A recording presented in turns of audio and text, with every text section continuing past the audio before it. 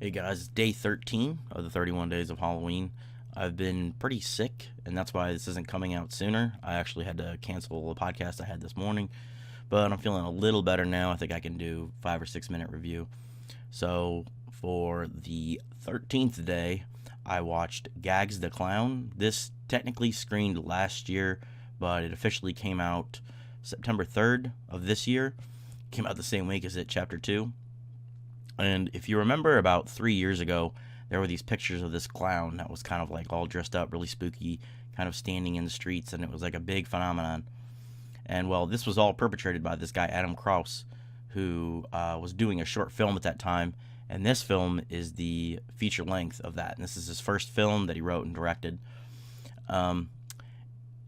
It's clear that he wrote it too, and I'll get into that. But the film is, basically about a group of a couple people, a couple different groups, I should say, and they are all kind of looking for Gags the Clown, or they're kind of, doing mischief on this night.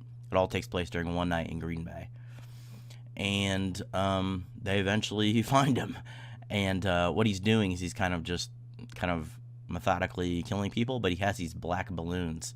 And then these black balloons is like this white powder that when the balloon pops and it sprays all over people, it makes them go insane. And they like cut like a little like clown, like literally into their face. They cut like little clown makeup on. It's pretty crazy looking.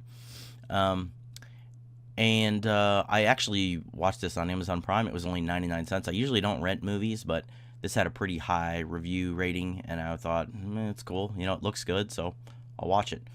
And one of the first reviews, I usually don't look at full reviews, especially like, professional reviews, but I was looking at the Amazon reviews, and one of them was talking about how the movie was too vulgar.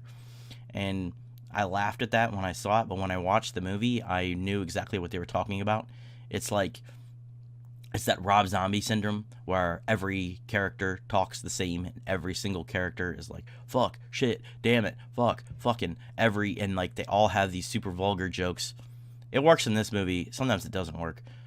There's a group of kids, a group of news reporters, and then there's this guy who does this podcast called The Right Podcast, and he's kind of like a right-wing kind of vigilante character in this. And the movie is actually, for me, I had more fun watching the people than I did the clown. The clown's cool, obviously, the centerpiece of the movie, but the people are much more interesting for me. The kills are pretty good. It's not crazy. This is an independent film. Acting was pretty good. Like I said, the only problem I had was with the dialogue, and it just seemed like the writer just kind of wrote everybody the way he would speak, or the way he didn't. I don't think he did a good job of getting into the actual characters and thinking about how they would talk.